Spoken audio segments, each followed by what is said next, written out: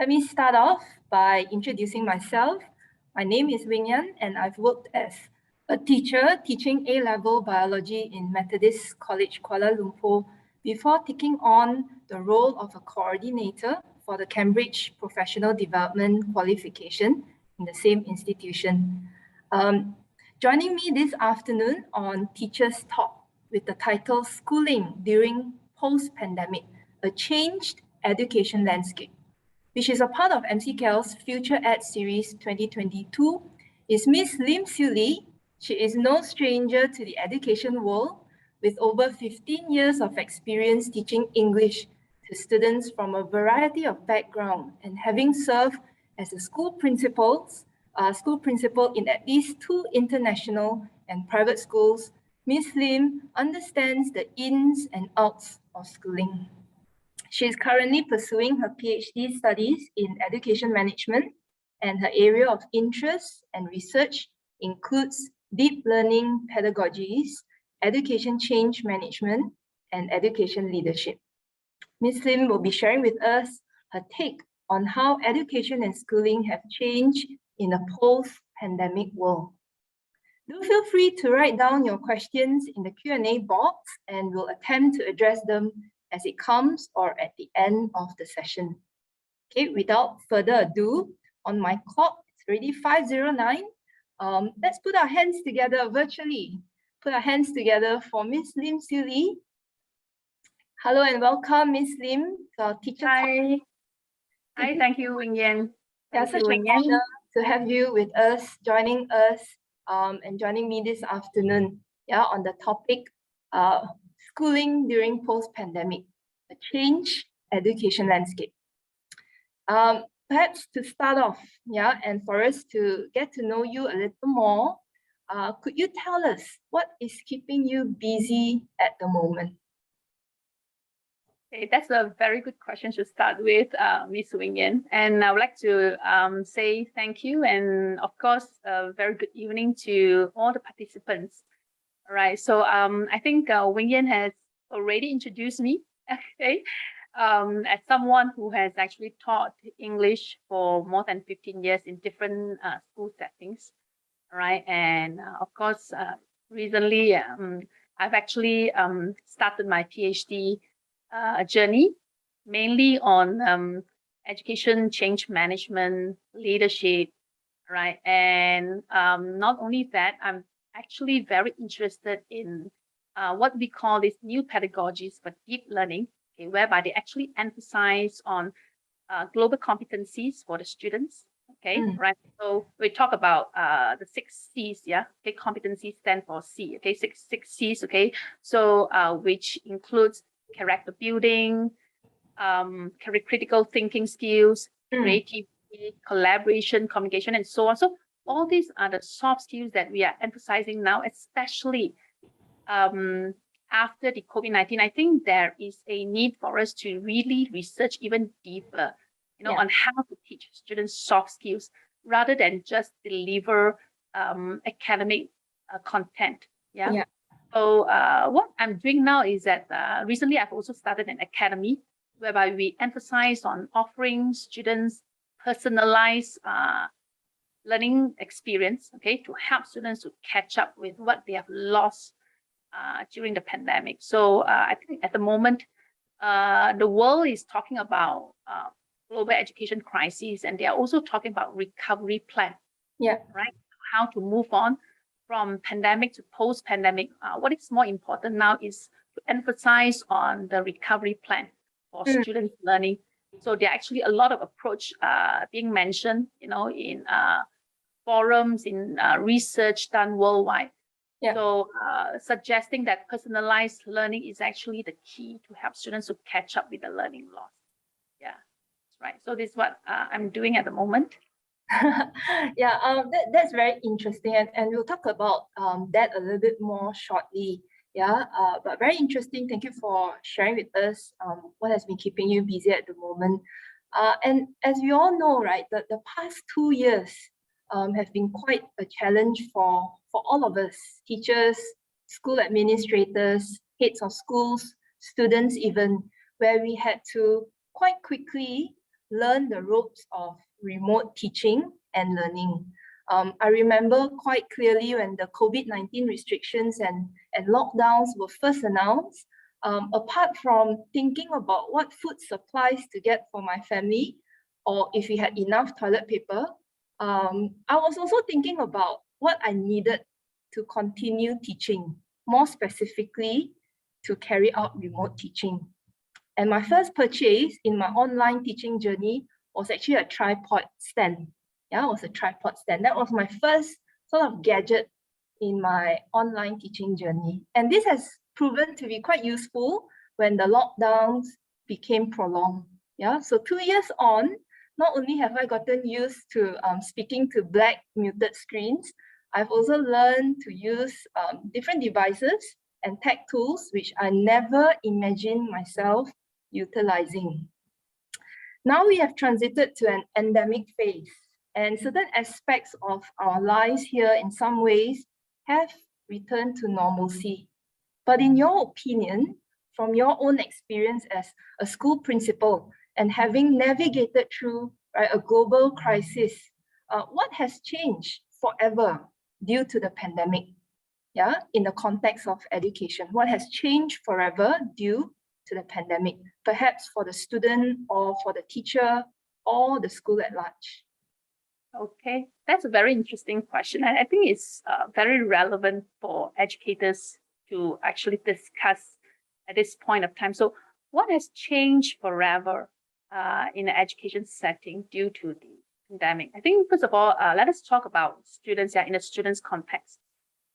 From my observation, so like what Wing Yan, you have said, after having navigated, the transition from a traditional school setting to online learning without much preparation.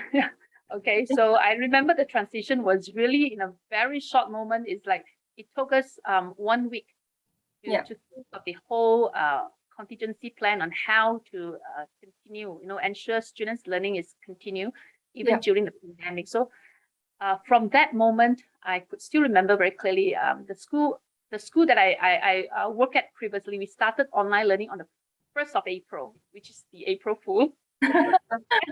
And it lasted for 2 years. Yeah.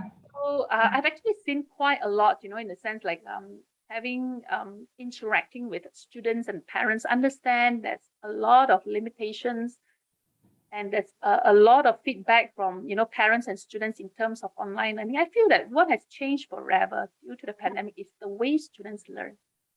Okay, all right. So we are talking about a more flexible type of learning, other than what we used to, believe or think about, before the pandemic, that we only talk about in-person learning, okay, classroom style learning. But I think what has changed forever after the pandemic is the way students learn. I believe that students has now experienced a more flexible type of learning, be it online or in person. So there are quite a lot of things that I think students, they themselves also learn by themselves during the COVID-19 pandemic. Yeah. All right. Yeah. So that's definitely something that we really need to look into as educators, how students can learn more effectively. Yeah. All right. So that's one. And what has changed forever? I think the way students socialize with one another. Okay, right. That has also opened another door for students to imagine how their socialize. How their social life can be like. It's not just in person, but they can also socialize effectively through online. Some kids feel that way. All right, and of course the area, in terms of like how much people they can reach. Okay, and countries, we're talking about international collaboration. I've seen some of my students, they actually organize some international collaboration activities with students. Yeah. So this is some of the things that I think students have actually changed their perception altogether about their social life, the way they learn and all that. As for teachers, I believe in terms of the pedagogical approach. Yeah. So the use of EdTech, education technology, right? So I remember many years ago when I first started teaching, the school was actually pushing us to use technology. Okay, right? But I remember that at that point of time, the resistance was very strong, very strong. Okay, but what is feared most by teachers, okay, has finally come to a reality by force. Okay, we are all forced to use technology, okay, to increase the effectiveness in terms of the teaching and delivery. So quite it used to be suddenly. an option, yes. Technology used to be an option, but now I think things have changed. So now teachers, all of us, we have to learn, how to navigate around technology and how to use technology to enhance the teaching process. So this is something that definitely have changed forever due to the pandemic. In terms of pedagogical approach, okay, so we talk about personalized learning, differentiation.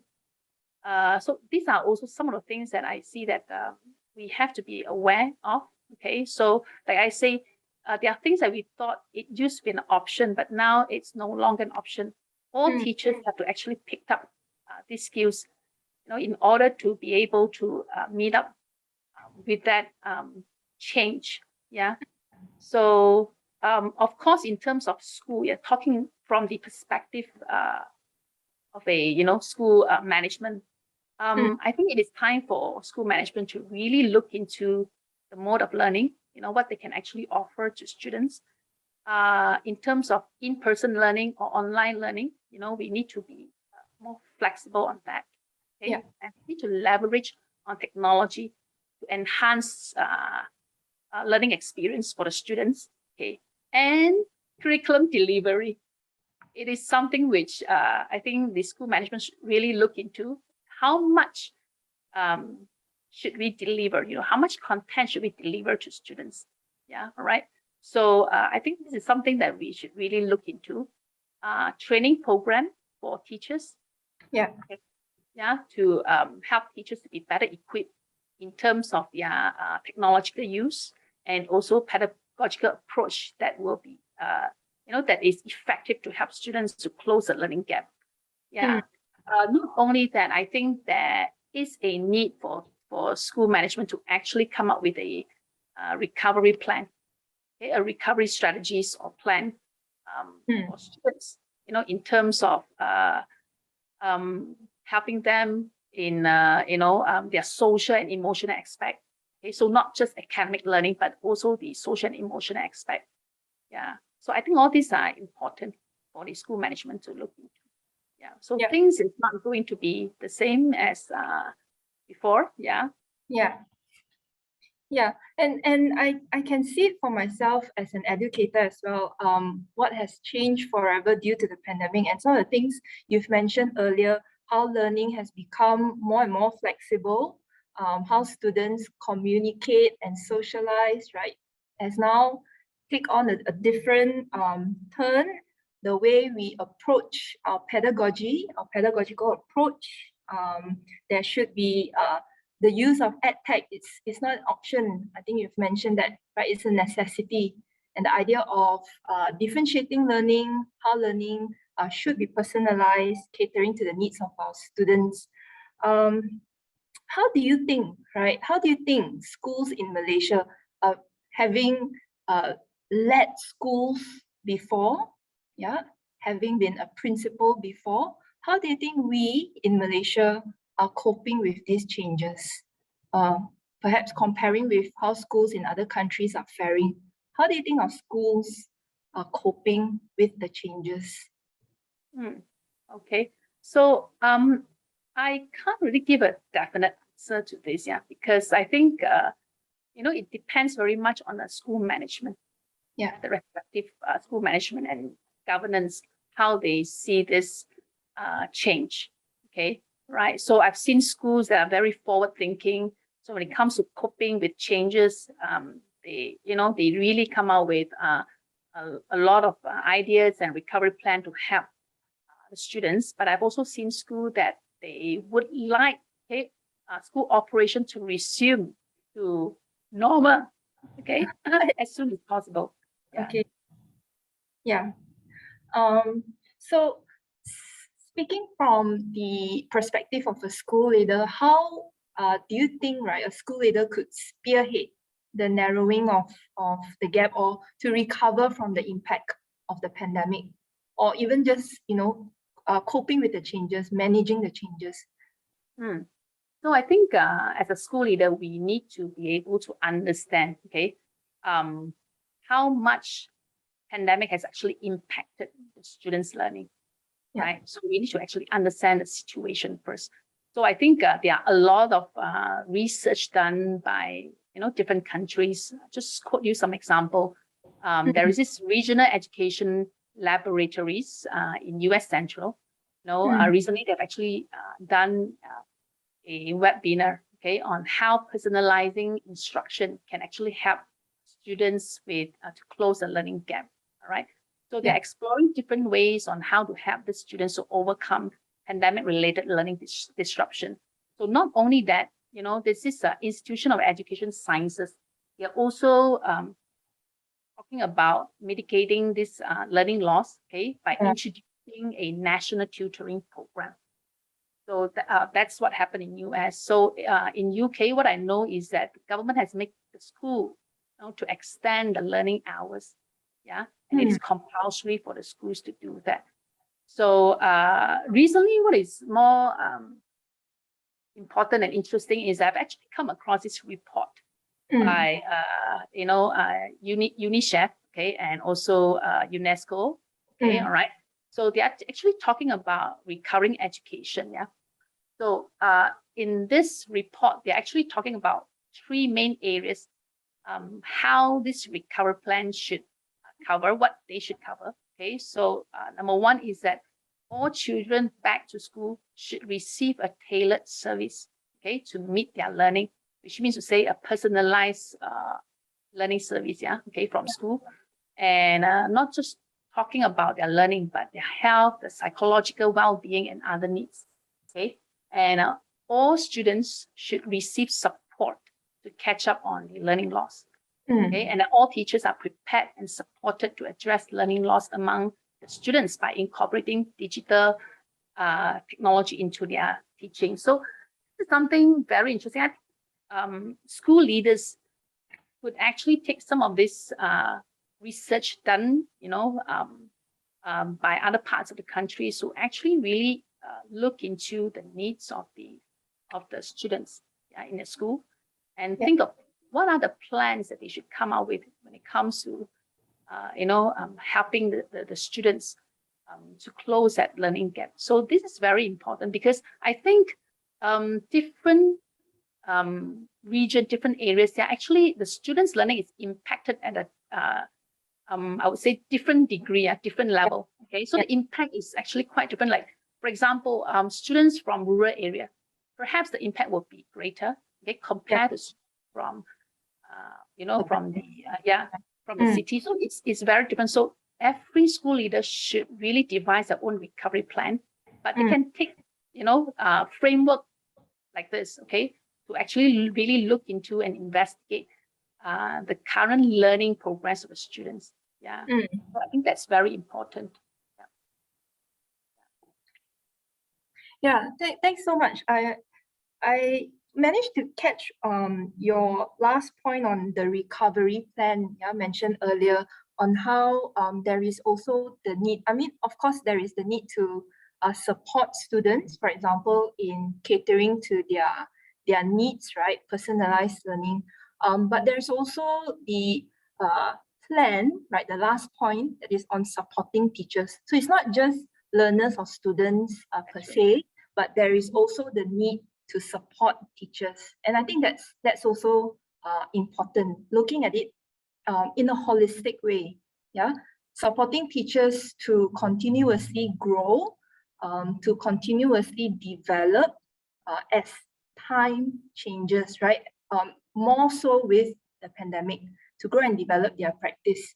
I think it's important for teachers to have that kind of growth mindset, to have the desire and the drive for lifelong learning and to continuously enhance their teaching practice. Since things definitely aren't static, Ms. Lim, you've mentioned things are constantly evolving and it will continuously change. The pandemic has proven this to us. And speaking of this, right here in MCKL, we run a teacher's professional development course, which is designed to help teachers develop their professional thinking and practice and enhance the quality of teaching and learning. This program that we offer here in MCKL is very much designed by Cambridge for in-service teachers, and it's called Cambridge International Certificate and Diploma for Teaching and Learning. In short, it is CICTL and CIDTL.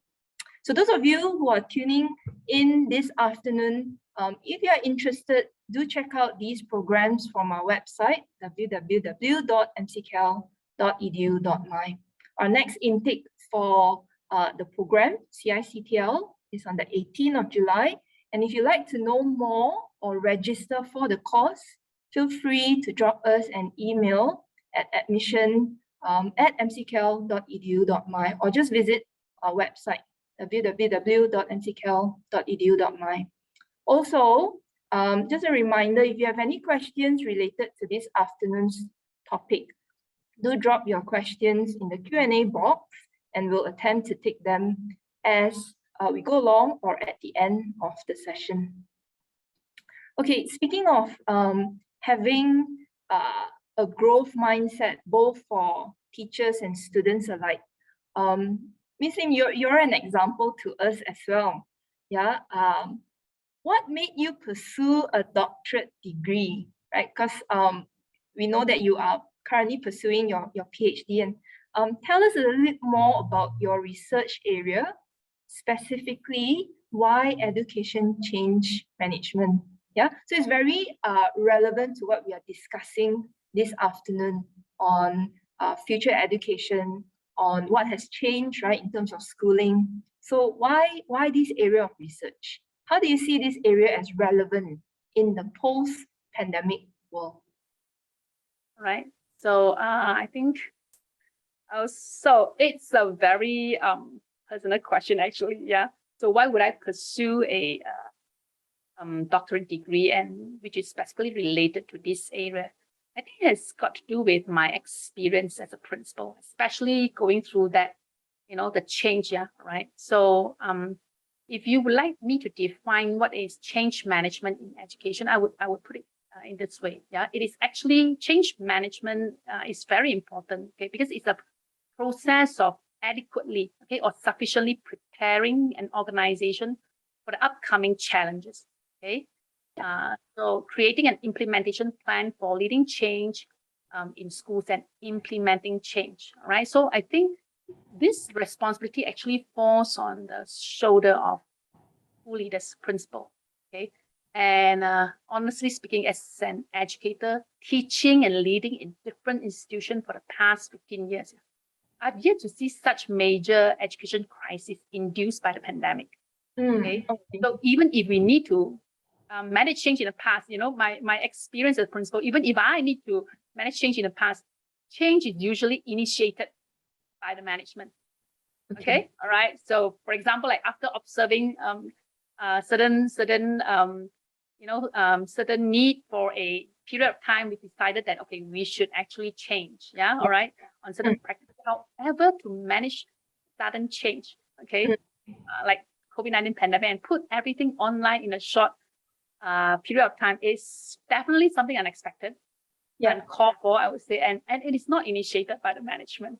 Stressful. So as a principal, I was actually caught in a surprise. Okay. I remember the school that I led, 2 years ago. That was a new school. The very first year, okay, we have started our operation with 750 students. Yeah. So to transit to online mode, okay, in 1 week's time is definitely not easy.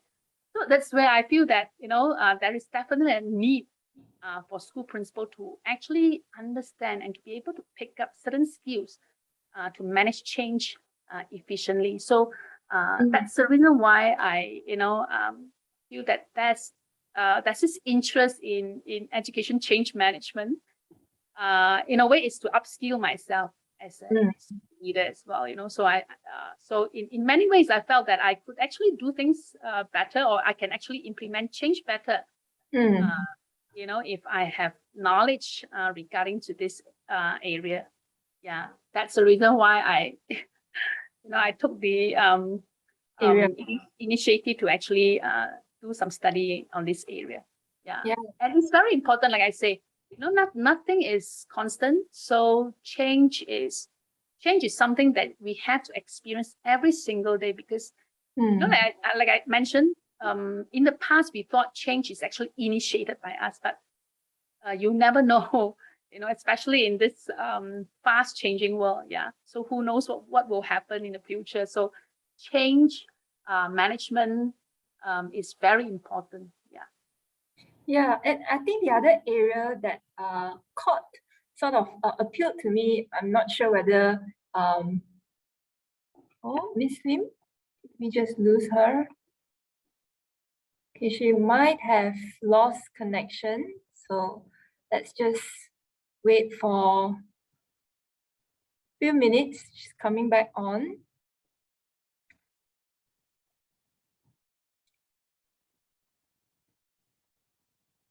Sorry for the short glitch there. So while waiting, perhaps you might want to check out the link, right, that we've posted on the chat box. This is on the courses, professional development courses that MCKL offering, and you see how they are very much relevant. Yeah, so check that out as we await Ms. Lim's reconnection. Yeah. Hi, everybody. So Ms. Lim just quickly called. Her internet just suddenly got disconnected. So just wait for a while. Yeah, that.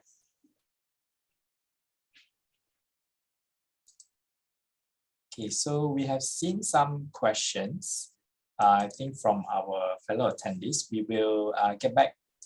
We will maybe get this questions to be answered live by Ms. Lim and maybe Wen Yan. Do you have anything you want to answer, Wen Yan? The questions. What type of continuous professional training programs leaders and teachers should focus in the post-pandemic times?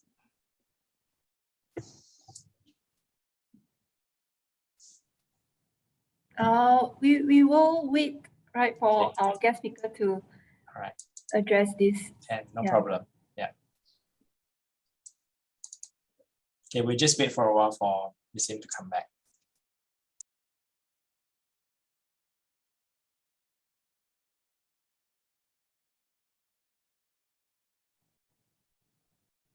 Okay, yeah, she's back.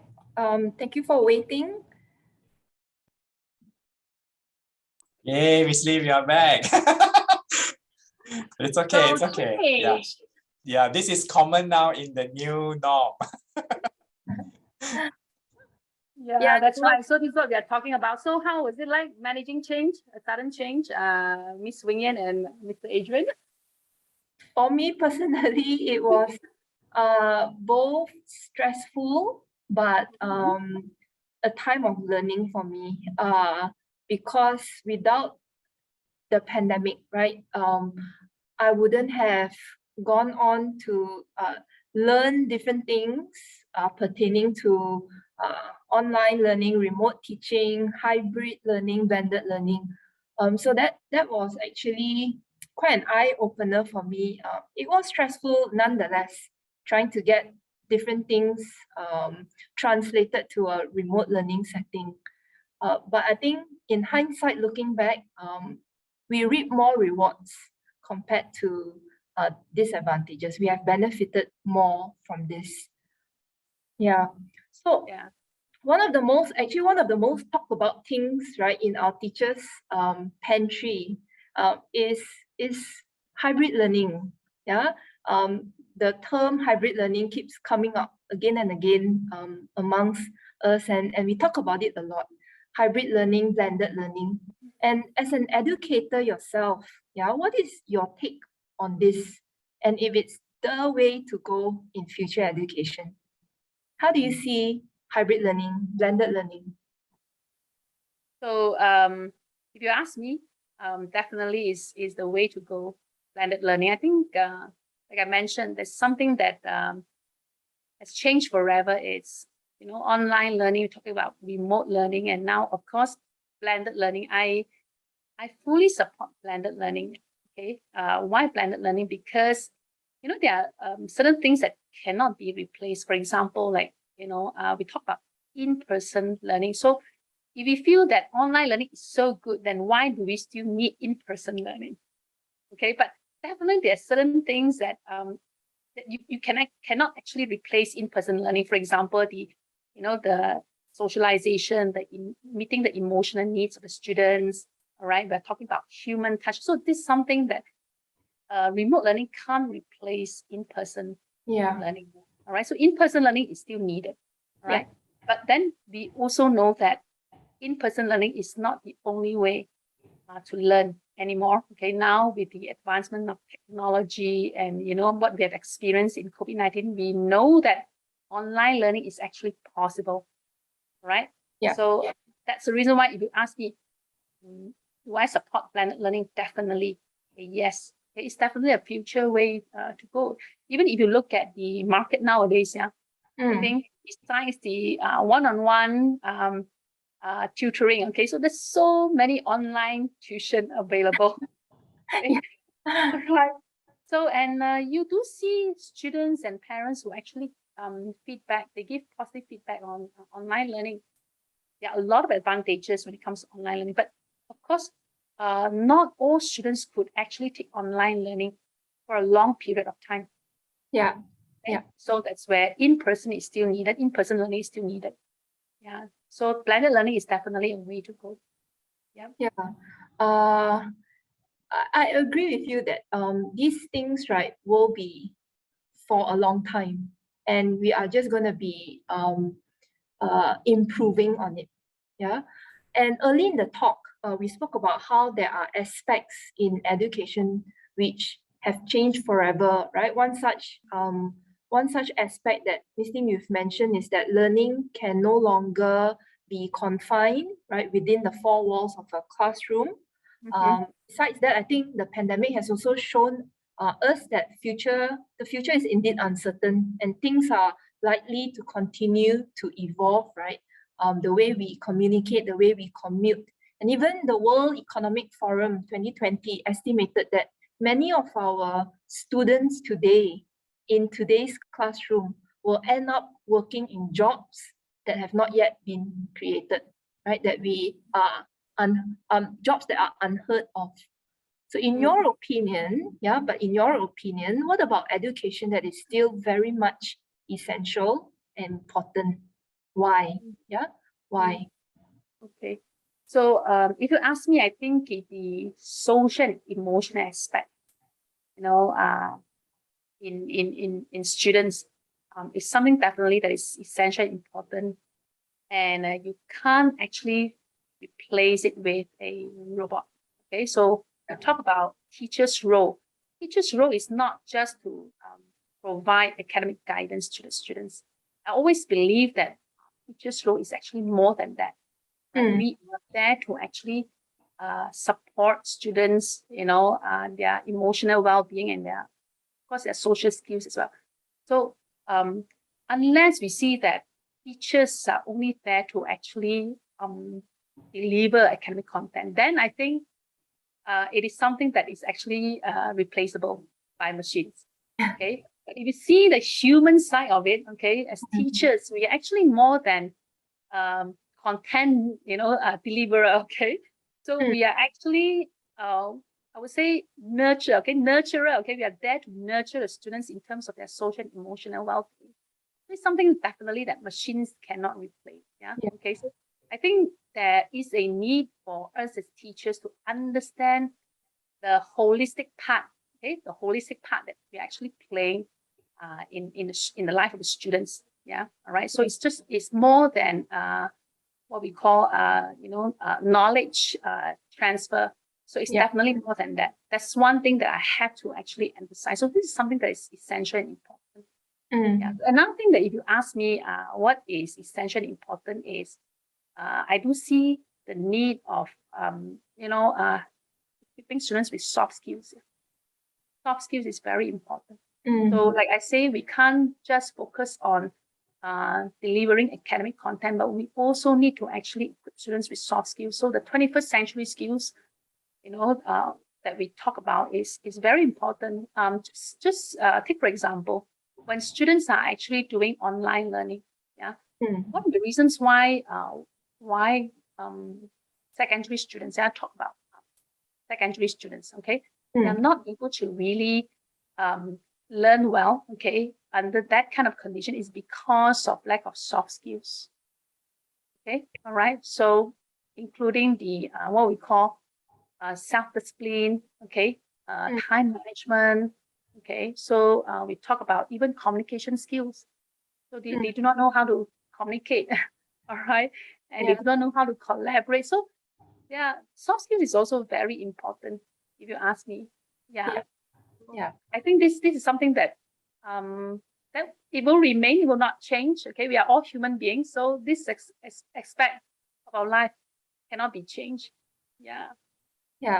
Thank you so much. Two things, right, I've learned from that response is the human touch is still very much essential, and secondly, soft skills. These skills are evergreen, whether we are learning virtually or in person, whether we are learning remotely or not. Thank you so much, Ms. Lim, for your insightful sharing. Because of time, we will have to take some questions and move on to Q&A. But once again, thank you so much for taking time off your busy schedule to speak to us on your experiences and your take on today's topic. And for those who are tuning in, if you have a question, do put your questions in the Q&A box. And for those who are interested in the Cambridge International Certificate in Teaching and Learning, which MCKL is running for in-service teachers, do check out our website. The next intake commences in July. In addition to that, it'll be much appreciated if you could help us improve by completing feedback form for today's talk. The link can be accessed from the chat. Okay, we'll now move on to a short time of Q&A. We'll be happy to address them. Just put your questions, drop them in the Q&A box below. Okay, so let me look at the Q&A. Question 1. In your opinion, what type of continuous professional training programs leaders and teachers, so not just talking about teachers, but school leaders and teachers should focus on in the post-pandemic times? So what are some areas in professional development should both school leaders and teachers focus on? All right. Okay. So like I mentioned before, if you ask me, I think both school leaders and teachers should really focus on, pedagogical skills. Yeah. Okay. So what is the relevant pedagogical skills that teachers should deploy at this point of time to help meet the learning needs of the students? That number one. And I think school leaders should also have understanding. Okay. There are some school leaders who are not actually teachers. Okay. So I was a teacher before. Okay. So I was a teacher before being promoted as a school leader. So in a way, I have a strong background in pedagogical skills and approach, and experience in that. So, but I would strongly suggest if school leaders, if they have not been a teacher, okay, they should really understand, okay, and learn certain pedagogical skills to help them to be able to come up with a more comprehensive recovery plan for the school. Okay, so that's number one. Number two, technological skills. Okay, so it's time to actually learn and upgrade ourselves, in terms of how to use technology to actually enhance teaching and learning. So it's something that we should also learn. Okay, and for school leaders, I would greatly encourage you to go for this change management training. How to manage change. Yeah. It's very important as a school leader. Okay, so if we ourselves do not know how to manage change, then I think that we won't be able to cope with all the future changes that we are talking about. Yeah, not to mention pandemic. Like I say, pandemic is really an exception. Yeah, it's a sudden change, but I think we can actually anticipate many more changes in the future. Yeah, so this is something that is very important. Okay, right. Yeah, that was very helpful to see that these are things that are still important, which you have mentioned earlier in the talk, yeah, essential for both educators and school leaders. Now, another question here, which type of educational leadership style is more inclined in dealing with challenging times? And will you see a change in the principal's leadership, the head of school's leadership in the post-pandemic? Yeah. So Very interesting question. yeah, what sort of educational leadership style is I guess most effective or most helpful in dealing with difficult times? So I mean, from my experience, I'm talking about from my experience. Yeah. So if you ask me, I would say that leadership style in terms of like leaders who could actually, if you ask me, it's a mixture of everything is important in times of crisis. Yeah. Okay. So as a leader in times of crisis, there are times whereby you have to be autocratic. Okay. You have to actually, understand when to say yes or say no, to make difficult decisions. To teachers or even to students and parents, so there are times where you have to be autocratic, you have to be authoritative. Okay. Of course, there will be time whereby you have to be democratic. Okay. You have to actually listen to the voice and the feedback from teachers, students and parents. There's definitely a place for it. And there are times whereby you have to be a coach. Okay, you have to, have this coaching leadership style because you need to actually coach your head of school, your teachers on what to do. Yeah. So I would say a fair bit of everything depending on the situation. So I remember, when I had to actually steer through that challenging time. Yeah. As a principal for that new school, nobody knew what to do. Yeah. So they were actually relying on me to give them direction. Okay, so of course, when you give certain direction, there will be voices that will, come to you and say, no, we shouldn't do it this way, we should do it the other way, things like that. So, that's where I have to actually take my authority as a school leader and say, this is the way that we should go. Okay, all right. But of course, before that, I have to actually do quite a lot of, I would say, a lot of research, okay, and investigation as of like, for example, the human resource that is available, to what level we could do, and things like that. So that's where I have to listen to the feedback of teachers, and students and parents. So a bit of everything is important. So I would say there's not, you cannot use one type of leadership style, to meet a challenging situation. Yeah. And most of all, I think most important thing is that I think as leaders, if you ask me, I think we have to be confident, we have to be bold, and we have to be humble at the same time. So attitude is very important. Yeah, there is no sort of one size fits all style to every situation. Thank you so much for those questions. Thank you so much for the responses as well. One question here: in the climate of education based on skills and knowledge-based learning, we are on a fast-paced world needing to keep up with new trends and new required learning. What are the strategies that can enable our students to develop self-learning skills, independent learning skills? So looking at, what we have now currently, a very skill-based, knowledge-based education, what do you think are some strategies we can equip our students so that they are independent? All right. Okay. So I think when we talk about independent learning skills, self-directed learning, yeah, I would say that they are actually technical skills that the students need, and also soft skills, required by the students as well. So if we talk about soft skills, for example, like the teachers have to teach students on how to manage their time effectively, time management skills, yeah, how to set, goals for themselves, yeah, Yeah. right? And then, how to actually balance, how to plan a proper timetable to manage themselves and all. So that's one, okay, soft skills. The technical skills would be, if you ask me, strong literacy skill is very important. That is the basic. So what I'm doing now at this moment, with the younger kids, year 1 and year 2 kids, really help them to lay a strong literacy foundation. Okay, all right. Because if you talk about self-directed learning, when a student could actually learn by themselves is when they are actually proficient enough to read. Yeah. Okay.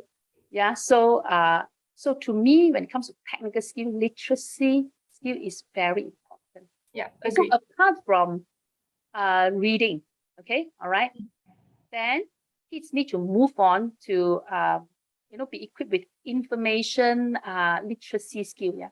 Okay, so at this point of time, I think there are quite a lot of research done by the librarians on information literacy skills. So a lot of school librarians, if they are equipped in this area, they will actually work with teachers to teach students on this. So when we talk about information literacy skills, we're talking about how to filter information, how to evaluate information, how to synthesize information, and how to do research.